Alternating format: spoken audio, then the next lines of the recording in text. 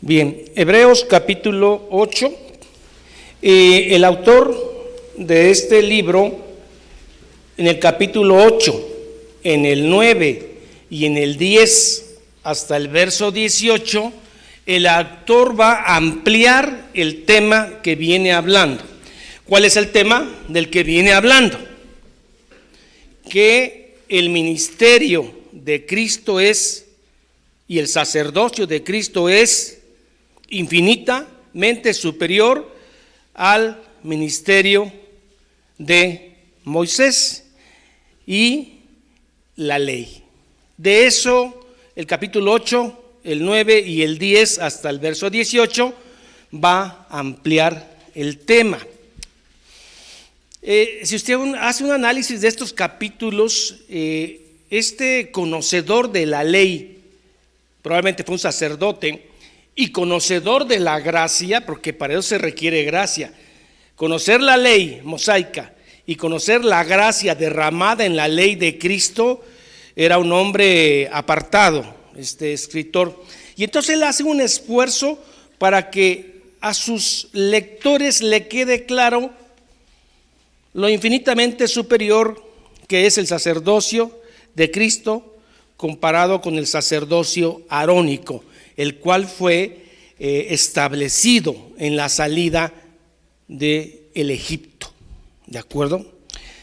Pero antes de la ley mosaica, por ahí del año 1440 antes de Cristo, antes de que existiera y se diera la ley de Moisés para los judíos, hubo un pacto anterior con un hombre llamado Abraham.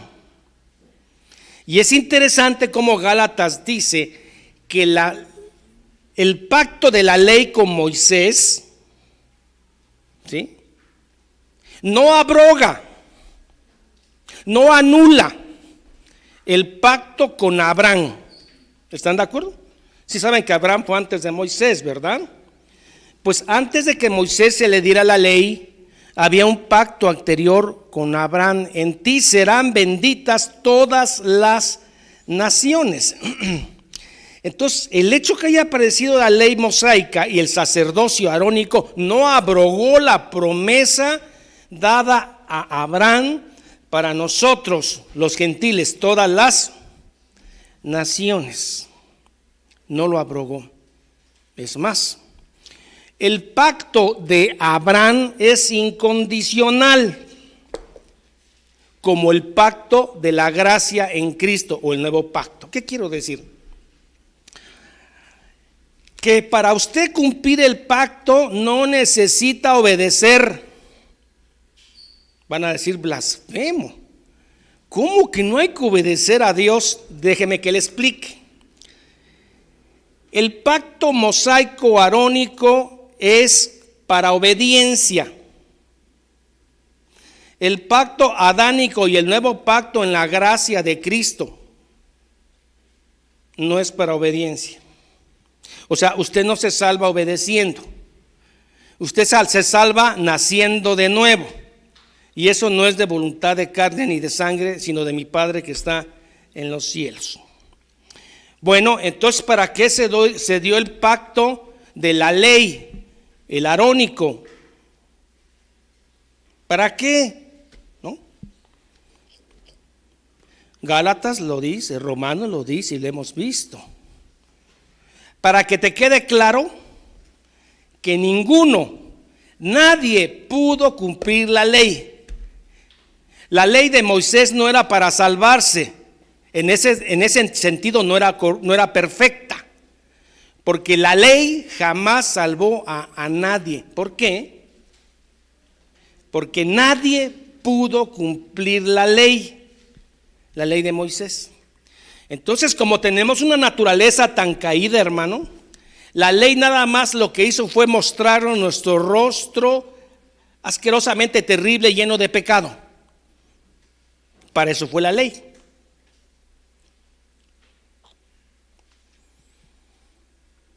Por eso, cuando alguien te hace creer que por tu vida moral perfecta, que por tus buenas obras o porque has trabajado mucho en la obra de Cristo te vas a salvar, te está mintiendo. Porque aquí nadie se salva por obras, nadie se salva por obedecer. La obediencia es un fruto de haber nacido de nuevo. Y no obedeces para salvarte, sino obedeces por el gran amor y gratitud y el gran enamoramiento tan profundo que tienes con Cristo. Es por eso que obedeces. Pero si tú crees que obedeciendo te vas a salvar, caes en el rango de la ley. Que para eso tenemos maestros de la ley, los fariseos, que además creían que la cumplían y fueron desenmascarados por el Señor Jesús. Entonces hay un pacto anterior al mosaico, que es el pacto abránico, en el cual Dios no le dice a Abraham: si me obedeces, de ti saldrán naciones. No, simplemente porque ya sé que crees en mí, de ti saldrán y tu descendencia será, ¿de acuerdo? El pacto, insisto, con Moisés sí era por obediencia a la ley y nadie la cumplió. ¿Cómo se salvaron la gente del Antiguo Testamento? Por fe. Por fe en los tipos que anunciaban a Cristo, los sacrificios y ofrendas. ¿De acuerdo? ¿Cómo se salva la gente en el Nuevo Testamento? Por fe, ya no en los tipos, sino en Cristo. Finalmente todos los que se han salvado por fe. ¿Abraham cómo se salvó? Porque Abraham nació cuando no había ley. ¿Y para qué se dio la ley? Pues para que se tipifique el pecado. Porque yo no sabía que codiciar y adulterar era pecado hasta que la ley dijo que era pecado. ¿Se está entendiendo esto, hermanos? ¿Sí se entiende? Muévame en la cabeza, sí. Ok, gracias.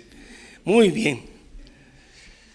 Esto es lo que es tan difícil, hermano, predicarle a un pueblo hebreo que está acostumbrado a creer que por obras, sacrificios, ofrendas, derramamientos de sangre, ahora crean que ya todo está consumado.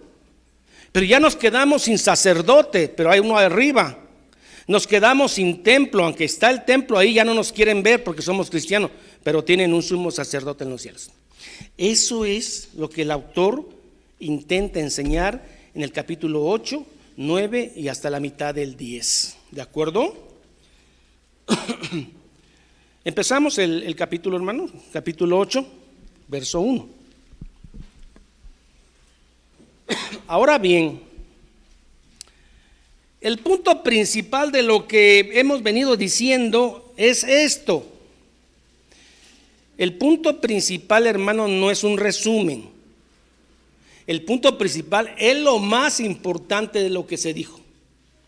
Y lo más importante de lo que se ha dicho es que el sacerdocio de Cristo es infinitamente superior al sacerdocio arónico. Ese es el punto principal. Dice que tenemos tal sumo sacerdote, el cual se sentó a la diestra del trono de la majestad en los cielos. Ahora Él está en los cielos, tiene cuerpo glorificado y es ministro del santuario, no el que estaba el templo de Herodes, que todavía no había sido destruido, sino de aquel verdadero tabernáculo. Acuérdense que el tabernáculo era una tienda móvil que levantó el Señor y no en el hombre. Y bueno, si no lo levantó el hombre, entonces ¿dónde está? Pues está en el cielo.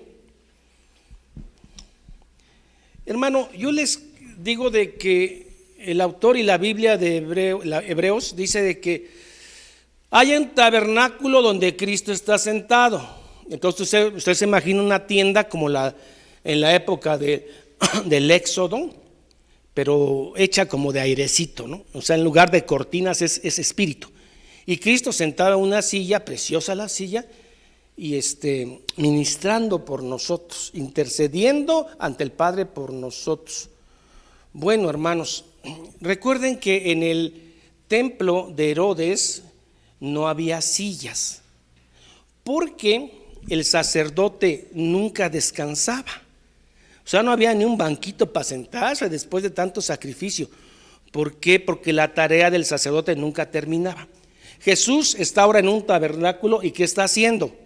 Está sentado, no porque esté cansado, porque Él no se cansa, sino para decir: la obra está terminada. ¿De acuerdo? La obra está terminada. Por eso se sentó. Además, eso del tabernáculo en el cielo, no se imagina una tienda de campaña, hermano. Yo quisiera saber qué es para explicarles, pero yo no sé qué preciosidad está ahí arriba. Qué preciosos seres están rodeando a Cristo y Él intercediendo, aunque está sentado. Pero estas son sombras de lo que hay en el cielo, ¿de acuerdo? Si ve usted la sombra, ve usted mi sombra acá, ve usted una mano, ¿no? Sí me ve, ¿verdad? Ve mi sombra, que tengo un foco. ¿Sí ve mi sombra en el piso? Le hago una pregunta: ¿usted me puede conocer a mí viendo mi sombra? Dígamelo. Dicen que sí, allá atrás. ¿No? Ah, bueno. No, porque la sombra no es sustancia, no es esencia, solo es un reflejo oscuro de lo que soy yo. ¿De acuerdo? Entonces, cuando le digo que esto que está, el tabernáculo precioso que está en el cielo, ahorita nada más en la mente tenemos una sombra de lo bello que es, que cuando estemos ahí vamos a disfrutar de eso. Las cosas que están aquí en la tierra tienen el sello de Dios porque son creados, pero son sombras, lo que veremos cuando estemos con el Señor. Vamos a heredar un mundo glorioso, perfecto, sin lágrimas, sin espinas, sin serpientes malas, sin leones con hambre. ¿Cómo ve? Usted va a poder jugar con su leoncito y todo eso. Todo esto es metáfora de algo mejor. Es Isaías tratando de ejemplificar algo que es inejemplificable. ¿Sí? Va a ser mejor. Quiero hablarles de un filósofo porque creo que es interesante, que existió 500 años antes de Cristo. Era un hombre de anchas espaldas, anchote, más ancho que yo, hermanos. Y por eso tenía el sobrenombre de Platón. Sócrates, Platón y Aristóteles. Platón, en su libro de la República, hizo un famoso mito, el mito de la caverna. El mito de la caverna es de que él decía que nosotros estamos en una caverna, en una cueva, y atrás tenemos, estamos sentados viendo la pared de la caverna, ¿sí? Pero atrás de nosotros hay cosas que se dejan reflejar en la caverna, porque atrás hay un foco que es el sol. Y afuera de la caverna está el mundo real, ¿sí? Nosotros estamos en la caverna viendo hacia la pared y vemos que hay gente que hace señas, que enseña un pájaro, una vaca, un caballo. Eso decía Platón, pero la vida real estaba atrás de nosotros. Alguien de todos los que están sentados ahí logra salir de la caverna y se da cuenta quién está ahí y cómo es lo que está atrás de la caverna, afuera de la caverna, donde está el sol. Y regresa tan contento a la caverna a platicarles a todos de lo bello que hay. La gente está tan acostumbrada a las sombras que se empiezan a molestar. Es más, quieren matarlo. Ese mito de la caverna es 600 años de Cristo. ¿De acuerdo? Pero como que ahí lleva una luz de lo que a nosotros nos espera en el cielo. Pero no crea que el evangelio está inspirado en el mito de la caverna. ¿De acuerdo? Por eso, mucha gente llama al evangelio un neoplatonismo para el pueblo. O sea, la gente que no cree en Cristo dice: no, ustedes le copiaron a Platón del mito de la caverna y están esperando que haya un cielo atrás, porque este no es el verdadero cielo, y de ahí sacaron usted la idea. Y Jesús es el que salió de la cueva y regresó a querer a predicar y lo apedrearon. ¿De acuerdo? Por eso se dice, los ateos dicen, algunos, que nuestro cristianismo es un neoplatonismo para el pueblo. ¿De acuerdo? ¿Se entendió esto, hermanos? Bueno, al menos es el intento. Volvamos pues a la caverna, no digo al evangelio, hermanos. Vamos a regresar. Dice: ministro del santuario y de aquel verdadero tabernáculo que levantó el Señor y no en el hombre. Ese tabernáculo, ¿dónde está? En los cielos. Bueno, verso 3: porque todo sumo sacerdote está constituido, ¿para qué? Para presentar ofrendas y sacrificios, por lo cual es necesario que también éste tenga algo que ofrecer. Recuerde que el sacerdote, el sumo sacerdote, también era pecador, y él también ofrecía una ofrenda por el pecado personal de él, ¿de acuerdo? Y Jesús tenía algo que ofrecer por su pueblo, y él fue la ofrenda, él fue el sacrificio. Él no tuvo que buscar sacrificio ni un cordero perfecto. Ahí el cordero de Dios que quita el pecado del mundo, no el que cubre el pecado, el que lo quita. Quitó el pecado de los que lo aman. Seguimos. 4. Así que si Cristo hubiera estado todavía en la tierra, ni siquiera sería sacerdote. ¿Por qué?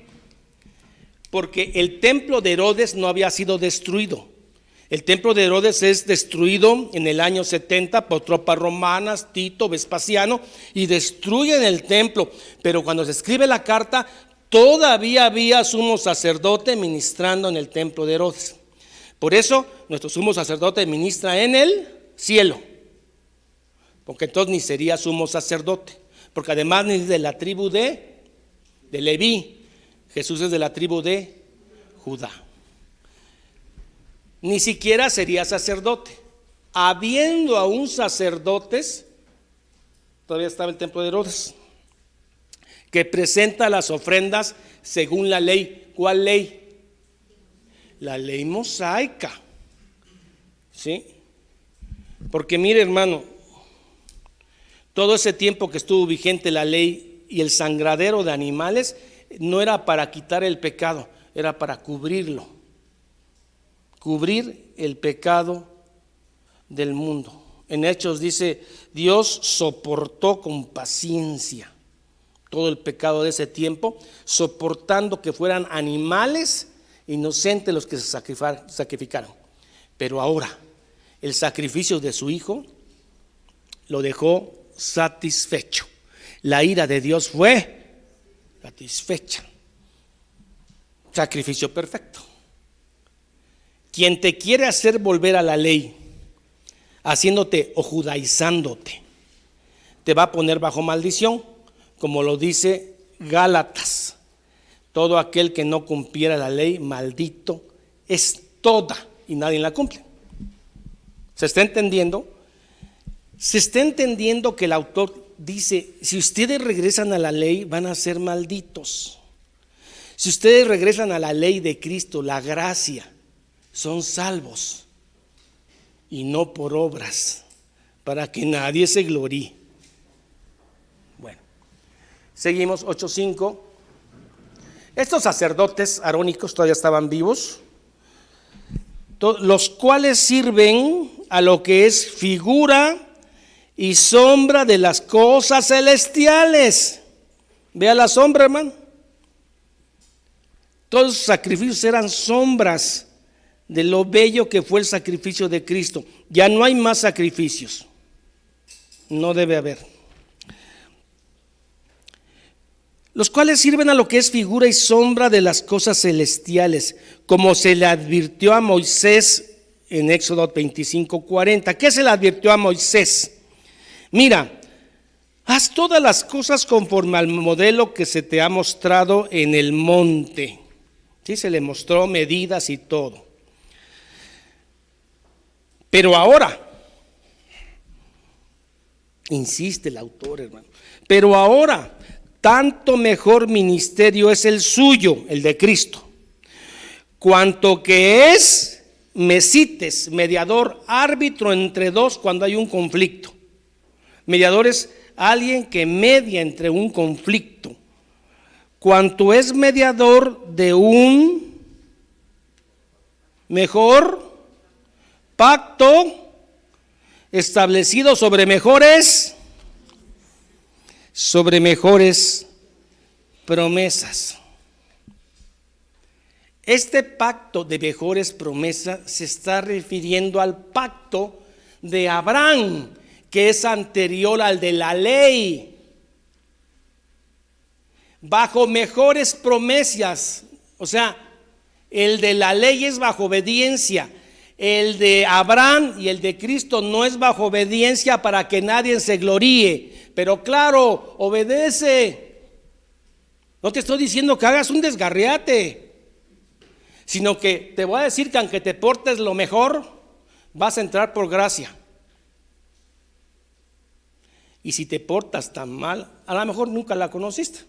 Para acabar pronto, nunca fuiste salvo. Hermano, no predique eso porque la gente va a pecar. No, cada quien tiene su responsabilidad. Yo voy a predicar lo que la Biblia dice, aunque sea incómodo. Porque ¿sabes qué?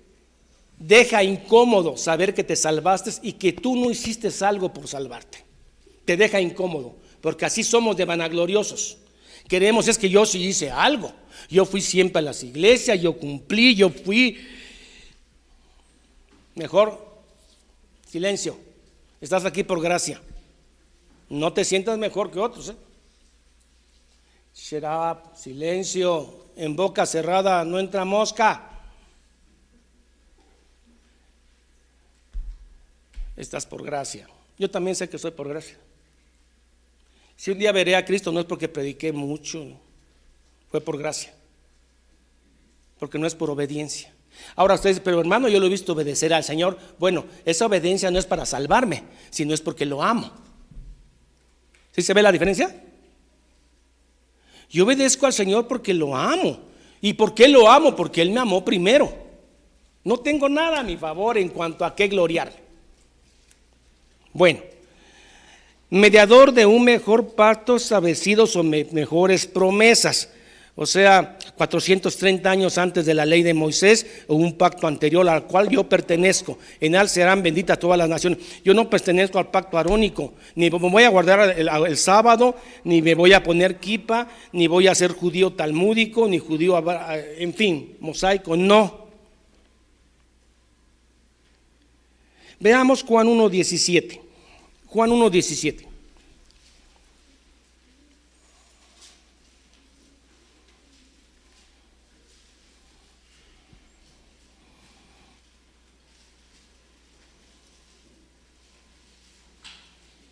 ¿Qué dice Juan 1:17?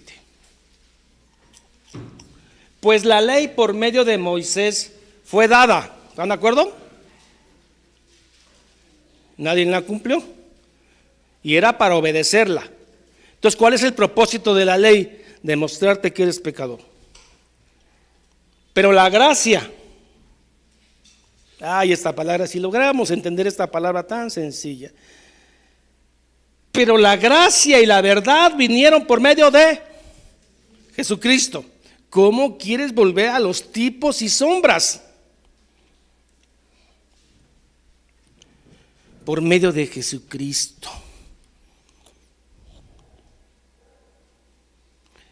Entonces, hermano, ¿la ley es mala? La ley fue dada por Dios. La ley no se hizo para salvar a nadie. La ley se hizo para demostrar que eres pecador. Romanos 7:7. Romanos 7:7 dice, ¿qué diremos pues? ¿La ley mosaica es pecado? En ninguna manera. Pero yo no conocí el pecado sino por la ley, porque tampoco conociera la codicia si la ley no dijera no codiciarás. No quiere decir que antes de que llegara la ley de Moisés no había leyes en tu corazón que te dabas cuenta cuando algo era malo, pero no estaban escritas. Había que escribirlas con detalle para que vieras qué tan malo eres, porque hay una ley en todos los hombres escrita en sus corazones, pero no estaba escrita. Bueno, ¿qué más podemos decir de la ley y la gracia? Romanos 3:19. Romanos 3:19-20. Pero sabemos que todo lo que la ley dice, lo dice a los que están bajo la ley. ¿Usted está bajo la ley? Qué bueno, hermano. Hay gente que lo quiere meter a la ley, ¿eh? Lo dice a los que están bajo la ley, para que toda boca se cierre y todo el mundo quede bajo juicio de Dios. La ley fue para eso, para que se dieran que todos estamos muertos en nuestros pecados y nuestros delitos. Y el nene, por más recién nacido que sea, es pecador. Nada más dele un poquito de tiempo. Es depravado. Ya que por las obras de la ley, ningún ser humano será justificado delante de él. ¿Cómo quieren meterte a la ley? Porque por medio de la ley es el conocimiento del pecado. Perdón, ¿seguimos? Pero ahora cuando Cristo vino, pero ahora, aparte de la ley, se ha manifestado la justificación de Dios, o la justicia de Dios, testificada por la ley y por los profetas. Todos los profetas hablaron de Cristo, todos. Y así podemos seguir leyendo 3:22.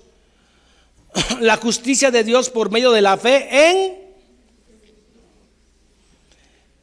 Yo no puedo entender cómo a alguien se le está entregando la gracia, sois salvos por gracia, el justo por la fe vivirá, y quiere regresar a sombras.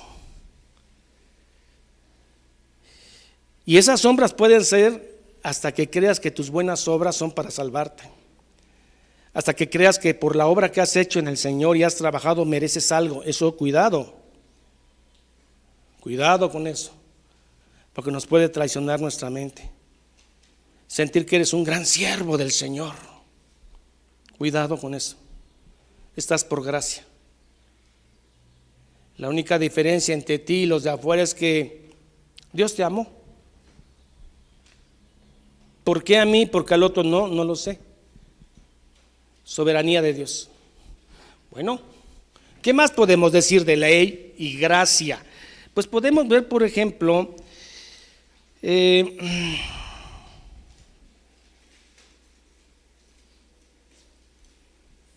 volvamos a la gracia. Efesios 2:8. Vean la diferencia entre gracia. Efesios 2:8. ¿Ya lo vieron, hermano? ¿Por qué? Por gracia sois salvos por medio de la fe, y esta fe no es de vosotros, sino ¿dónde? Dios. Y a veces, hermanos, somos tentados a pensar que como ya llevamos una vida más moral comparada a la anterior, como ahora ya dedicamos más tiempo al Señor, pensamos que algún mérito tenemos en esto. Y es cuando aparecen las palabras de Cristo gloriosas: solo por fe, solo Cristo, solo gracia, a Dios sea solo la gloria. Hermano, acepte la gracia. Mira, la diferencia entre el cristianismo verdadero y el resto de las religiones del mundo es esta, que tú no tienes que hacer nada para salvarte. ¿Cómo la ven? ¿Qué tal contaminados venimos de atrás, no? De querer salvarnos por algo que hagamos. Algo, no, por favor. Ahora te voy a decir algo: tienes que trabajar duro en la obra, no para salvarte, sino porque ya eres salvo. Él se lo merece, ¿o no? Pues sí se lo merece, pero no tengo tiempo. Sí, sé que eso no es.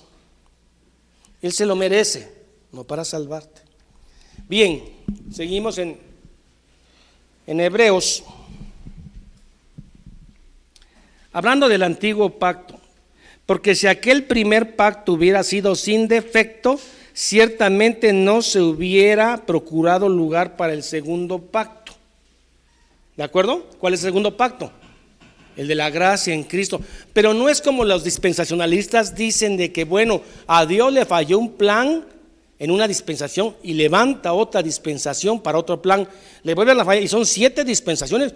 porque a Dios la gente le ha fallado. Entonces no, el plan estaba desde Abraham. Bueno, está desde el Génesis.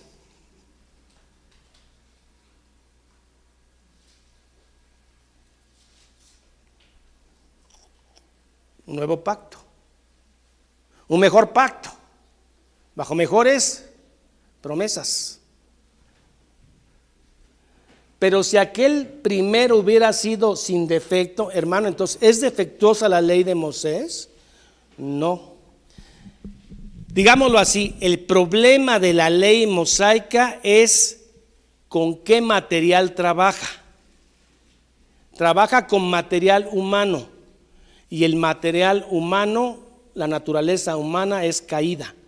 Por eso, en ese sentido, es con defecto, por la materia prima con la que trabaja la ley, con el ser humano. El ser humano es malo, hermano. Si no es por gracia, no vemos a Dios.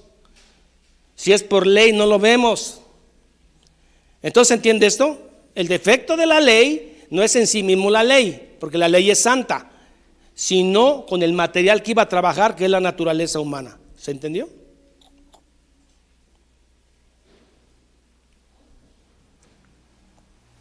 Ciertamente, porque de repente nos dice, he aquí viene días, dice el Señor, en que estableceré. No, vamos a entrar a lo bueno, hermano. Ahí vamos. No me corretees. Muy bien. Y luego va a citar Jeremías 31, para que vean que el nuevo pacto viene antes de Cristo. Este es cuando se van a Babilonia y a Siria, sale Jeremías, Ezequiel, y empiezan a hablar de agua limpia. Empiezan a hablar de corazón de carne en lugar de corazón de piedra. Habla de que habitaré entre ellos. Habla que nadie le enseñará a su hermano, porque todos me conocerán. Cosas extrañas que creo que ni el mismo Jeremías entendió, porque habían que cumplirse. Vea, va a citar Jeremías 31 al 34. Bueno, este texto es básico para entender nuevo pacto. Jeremías 31 va a citar también Ezequiel. Bueno, van implícitos. Vamos a ver qué dijo Jeremías 31. Dice, he aquí vienen días, dice el Señor, en que estableceré con la casa de Israel y de la casa de Judá un nuevo pacto. Ay, ve, hermano, ay, se le cayó. Porque estos pactos son para Israel, no son para la iglesia, dicen algunos, ¿verdad? Tanto Ezequiel,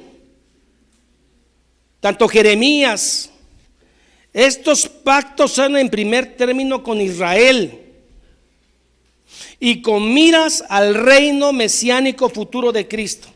Bueno, el único pueblo de Dios en la época de Ezequiel, Jeremías, 400 años antes de Cristo, pues es el pueblo judío.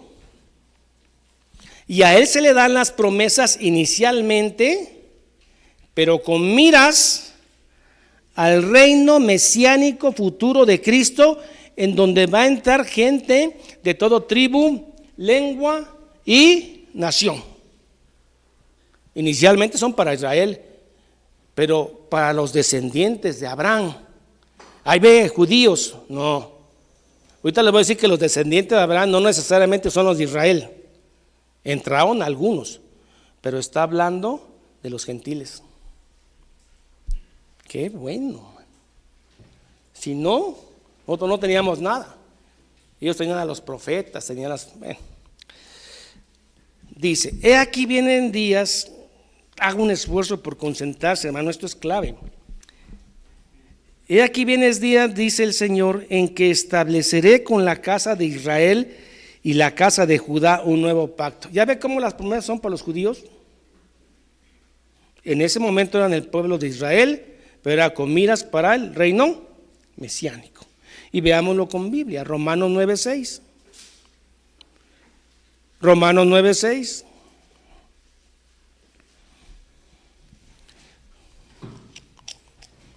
Romanos 9:6. ¿Qué dice? No que la palabra de Dios haya fallado, porque no todos los que descienden de Israel son. ¿Está quedando claro? ¿Qué más sigue? Ni por ser descendientes de Abraham son todos hijos, sino en Isaac te será llamada descendencia. Abraham empieza a ver la promesa de todas las naciones a través de su hijo Isaac. ¿Qué más dice? Esto es, no los que son hijos según la carne, Abraham y sus descendientes que son Israel, no esos, no solo esos, sino los que son hijos según la promesa. Esa promesa dada a Abraham antes de la ley mosaica. ¿Se está entendiendo? De Génesis. Sino los que son hijos según la promesa son contados como descendientes. ¿Qué más dice? Sara tendrá un hijo. Muy bien. Entonces se dan cuenta que las promesas del reino mesiánico no eran para la nación de Israel. Algunos entraron y se salvaron, sino para nosotros de todas las naciones. Para nosotros son las promesas. Romanos 9. Pero por si no quedó claro, hermanos, los voy a castigar. Los voy a llevar al capítulo completo de Gálatas 3, que para ustedes que aman al Señor no es un castigo, es una bendición, ¿verdad? ¿O no? Gálatas 3, voy a saltarme algunos versículos para cuestiones de tiempo. Pues ya le habían ido a los Gálatas con el chisme, hermano, de que había que regresar a obras de la ley. Entonces Pablo se enoja y dice: oh Gálatas insensatos, ¿quién nos fascinó? Empezaron bien y ahora van mal. Vea por ejemplo el verso 2, 3:2. Esto solo quiero saber de ustedes: ¿recibiste el Espíritu por las obras de la ley o por el oír con fe? Una pregunta retórica. ¿Tan necios sois? No, y merecen más, Verso 6. Así Abraham creyó a Dios. Recuerden que Abraham es antes del pacto. Así Abraham creyó a Dios y le fue contado por justificación. Sabed por tanto que los que son de fe, estos son los hijos de los que son de fe, no de la ley. ¿Se está dando cuenta? ¿Qué más?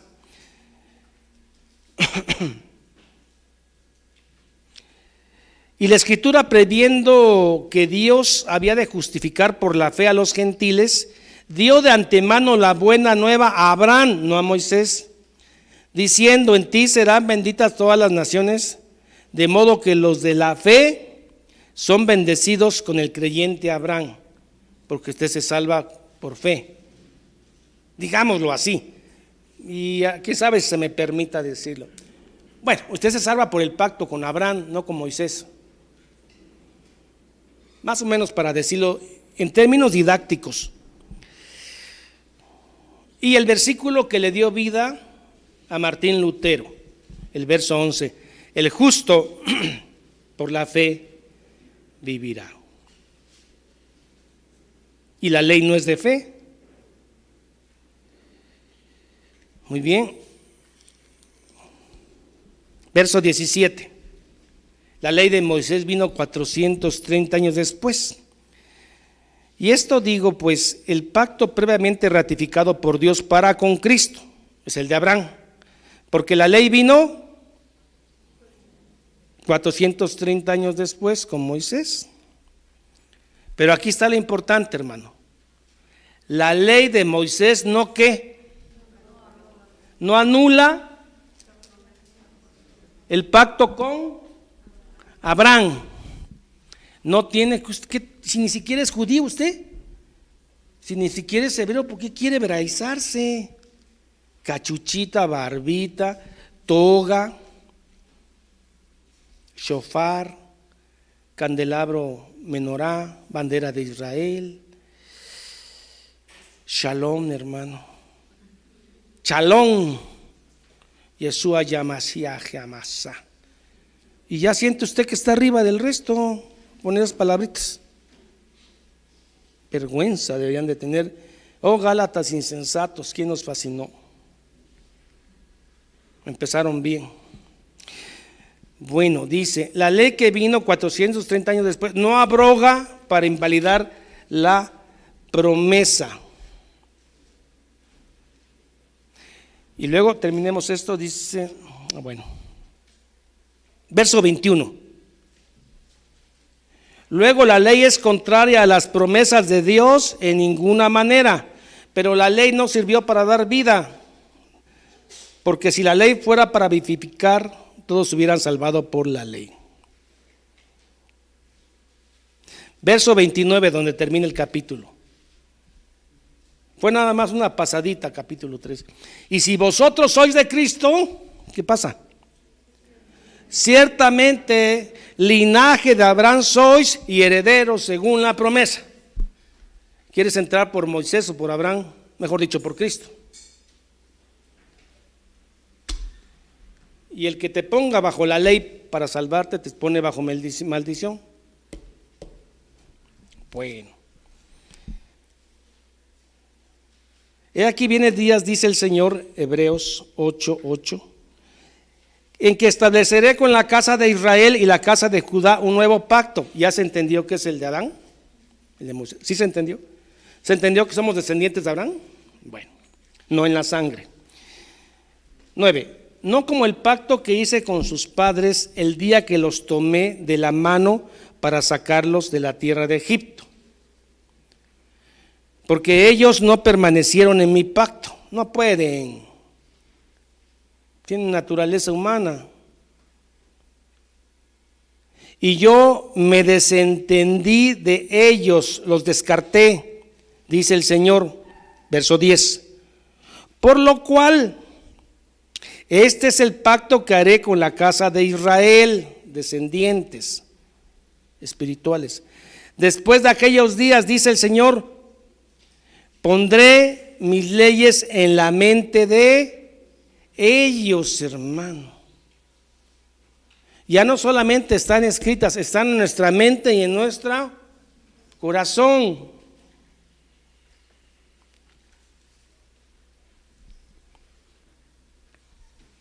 Bueno, los judíos mosaicos jamás se imaginaron, jamás, como dice Efesios, que Dios habitaría en nosotros. ¿Se dan cuenta de esto? Que Dios viniera a ser morada en nosotros, siendo tan pequeños y tan pecadores. Que Cristo se tabernaculizara en nosotros, que hiciera casa. Que viviera en nosotros. Porque ustedes tienen el Espíritu Santo. Esa es la nueva promesa, que el que es de Cristo, en él habita el Espíritu Santo, hermano. Eso es, para el verdaderamente creyente, es para poner la piel de gallina, hermano. Que Dios habita en mí, pecador. Ni idea tenían los hebreos que esto iba a pasar. Entonces aquí, pondré mis leyes en la mente de ellos y sobre su corazón las escribiré y seré a ellos por Dios y ellos serán mi pueblo. Nosotros somos el pueblo de Dios, hermano. ¿Qué más? Y ninguno enseñará a su prójimo. Quiere decir que no es necesario aprender y no es necesario que haya maestros en las iglesias. No está diciendo eso. Lo que está diciendo es que tú, cuando seas enseñado por un maestro de la Biblia, el que te va a enseñar espiritualmente, no intelectualmente, espiritualmente es el Espíritu Santo que mora en vosotros. Y ninguno enseñará a su hermano, porque todos acuérdense que la palabra conocer es tener intimidad, estar junto, no de un conocimiento intelectual. Y todos ellos me amarán. ¿Usted ama a Cristo, hermano? Más que estar haciendo obras que son buenas y debe hacer, asegúrese que ame a Cristo. De ahí nace todo. Si usted no está seguro de amar a Cristo, entonces Pídale a Él que algo está pasando, que usted no ama a Cristo. Lo demás es lo de menos. Más bien, de esa relación con Cristo brota todo. Porque todos me conocerán desde el menor hasta el mayor. ¿Qué más dice? Porque seré, bueno, esto, hermanos. Que primero hay que entender la palabra propicio en griego y la palabra expiación en griego y luego en arameo, pero así en términos generales, ¿qué es propicio? Propicio se refiere a apartar la ira mediante la realización de un acto justo. Apartar la ira mediante la realización de un acto justo. ¿Cuál acto justo? Cristo en la cruz. ¿Él ya pagó tus pecados? Sí, ya los pagó. Están pagados. Los pecados que hiciste ayer, los de hoy y los de mañana. Oiga, qué buena noticia, hermano. ¿Puedo pecar a gusto? ¿Puedo pecar con licencia verde, hermano? Lo dice Pablo, ¿pecaremos para que la gracia abunde? De ninguna manera. Yo te voy a decir algo, si amas a Cristo no te va a dejar pecar, al menos pecar y vivir en el pecado. El amor a Cristo no te lo permite. Puedes pecar, ojalá no, es más pecas y yo peco, pero no me deleito en el pecado y lucho por no vivir en el pecado. ¿Por qué? Más que por cumplir reglas, es porque le amo. Y no puedo dañar al que amo.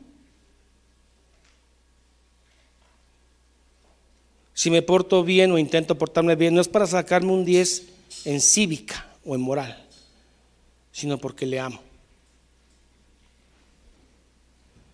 ¿Y por qué le amo? Porque Él dice esto, porque seré propicio a sus injusticias. ¿Y eso de injusticia qué es? Pecados. Nuestros pecados que cometemos a diarios, Él ya hizo, fue propicio. Hermanos, créeme, están pagados. Ojalá que ese amor por Cristo te haga que luches contra el pecado, porque están pagados. Estás justificado. Bueno, estás limpio. Gózate en el Señor. ¿Verdad que cuesta trabajo? Yo limpio, sí. Ahora esfuérzate por no pecar. Porque seré propicio a sus injusticias. Y hermano, esto es precioso, es la piedra angular, hermanos.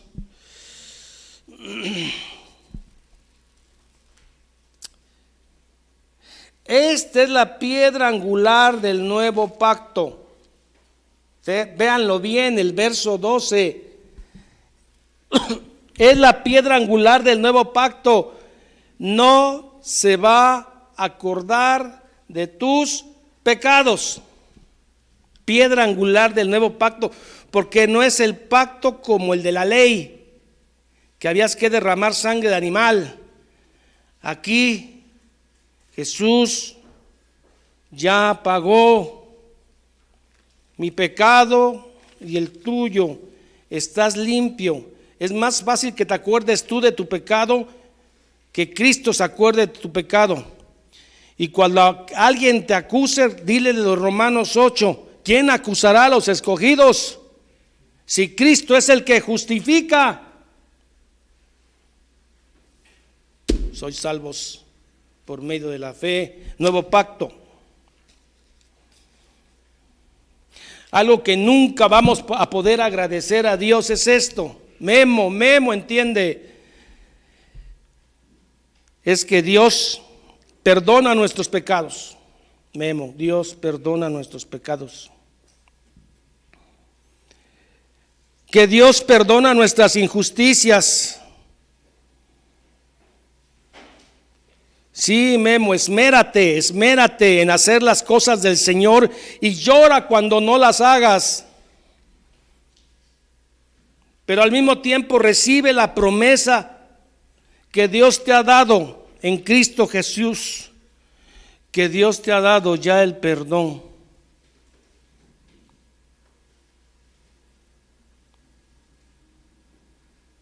Porque si no lo haces así, hermano, nunca vas a llevar una vida gozosa en Cristo. Te voy a decir por qué. Porque todo el tiempo vas a estar viendo lo imperfecto que eres y lo indigno que eres.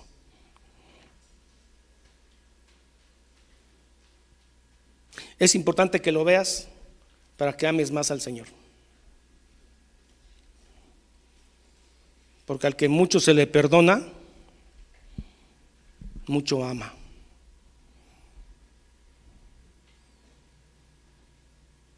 Si vas a seguir viendo lo imperfecto que eres,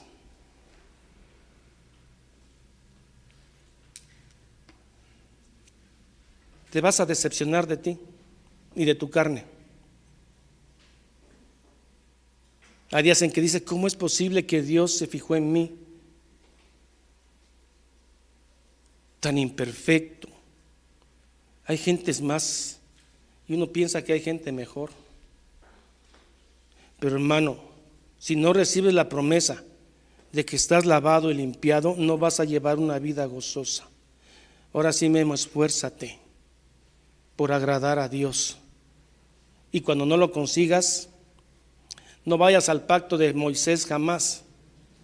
Ve al pacto de la gracia, porque no me acordaré de sus iniquidades. No me acordaré de sus injusticias. Si quieres llevar una vida gozosa, recibe la promesa de Cristo, porque Él ya te perdonó, hermano. La base angular del sacerdocio de Cristo: no me acordaré de sus pecados. ¿Está claro? Y cuando llegues al juicio final, si alguien se levantara en tu contra, el mismo Satanás, porque tenemos un acusador, la Biblia dice, ¿quién acusará a los escogidos? Si Cristo es el que justifica. Tómate del pacto de la gracia, hermano, porque si quieres salvarte por obra, vas a sufrir mucho. No vas a llevar una vida gozosa en Cristo. No se puede. Fallamos mucho, hermano. ¿Estás de acuerdo? Fallamos demasiado. Fallamos tanto, hermano,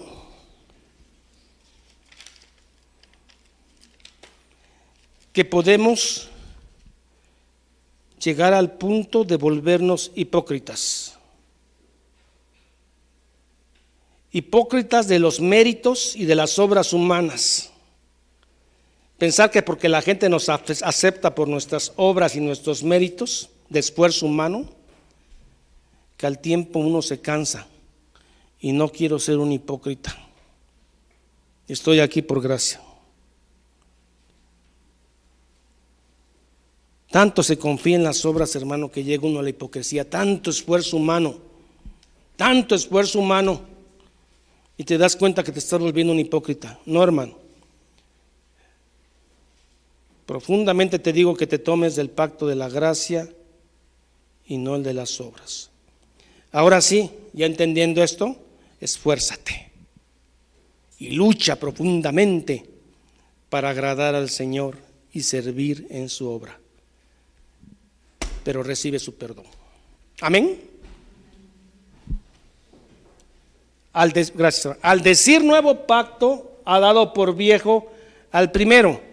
Ya estaba por fenecer, porque todavía no se destruía el templo de Herodes. 5 años después se destruye. Y lo que se da por viejo y se envejece está próximo a desaparecer. Se acabó, desapareció. No es que fuera malo, pero la materia con la que trabajó, la naturaleza era mala. y ahora está un pacto basado en promesas superiores. ¿Cuáles son esas? No me acordaré de tus injusticias y seré propicio a ello. Ahora sí, lucha por llevar una vida santa. Hermano, cuando no entiendes este pacto de la gracia y de repente llegas a una iglesia y te ponen esa de sin santidad nadie verá a Dios, casi regañándote, ¿no? Mi primera pregunta es, ¿el que está diciendo eso no peca? Porque yo sí peco. No deliberadamente sufro cuando peco, pero peco. El que me está gritando sin santidad nadie verá a Dios, ¿será que no peca? ¿O será el primer pecador? Claro que sin santidad nadie verá a Dios, pero no tu santidad, sino ¿cuál?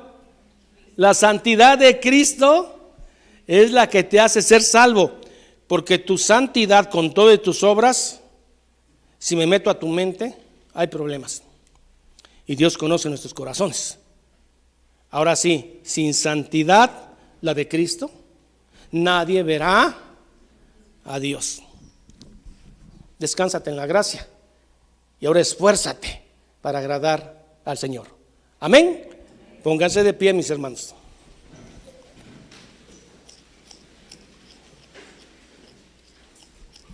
Vamos a dar gracias a Dios. Descansemos, hermano, que Él nos ha perdonado. Descansemos porque Él es propicio para nuestras injusticias y además dice que no se va a acordar de nuestros pecados, aunque haya un acusador, a veces a nuestra propia conciencia y mente. Oremos. Gracias, Padre, por el perdón. Gracias por enviar a tu Hijo Jesucristo. Gracias porque por fe lo veré, no por obras, porque no tengo. Son imperfectas, inútiles, siempre bañadas con mi naturaleza pecaminosa. Señor, gracias, porque es por gracia. Gracias porque eres propicio a mis injusticias y eres propicio a mis pecados y ya me has limpiado. Veré a Cristo un día, veré su rostro, llegaré corriendo a besar sus pies el día que lo vea, Señor. Anhelo tanto eso. Bañar sus pies con mis lágrimas y decirle, Señor, gracias. Gracias, Señor. Te amo porque me amaste. No había nada en mí, me recogiste y tuviste paciencia en mi crecimiento. Y ahora me tienes aquí, luchando por hablar de tu gracia, porque sin santidad nadie verá al Señor. Gracias, Padre. Oramos siempre en el nombre del Padre, en el nombre del Hijo y en el nombre del Espíritu Santo. Amén. Gloria a Dios. Bien, mis queridos hermanos, los invito para el próximo domingo, Hebreos 9. Estudien, por favor, y gócense en el Señor a través de la Escritura y tengan paz con el Señor. Tengan paz con el Señor a través del nuevo pacto. Bien, vamos a despedirnos de la manera ya tradicional, que es leyendo el pacto arónico y luego el pacto de la gracia a través de Cristo. El pacto y la oración sacerdotal arónica dice así: Jehová te bendiga y te guarde,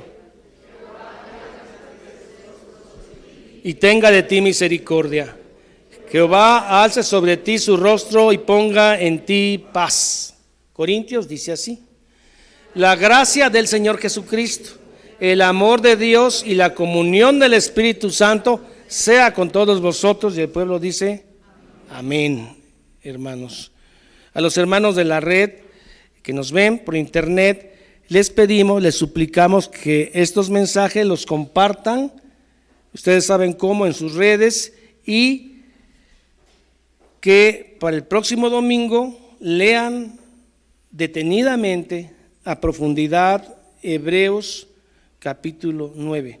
Tenemos un compromiso de conocer a aquel que nos amó. ¿de acuerdo? Por lo que respecta a nosotros, nos vamos felices, consolados por la palabra de Dios en ese nuevo pacto. Muy bien, hermanos de la red, nos veremos el próximo domingo. Hasta entonces, que el Señor les bendiga.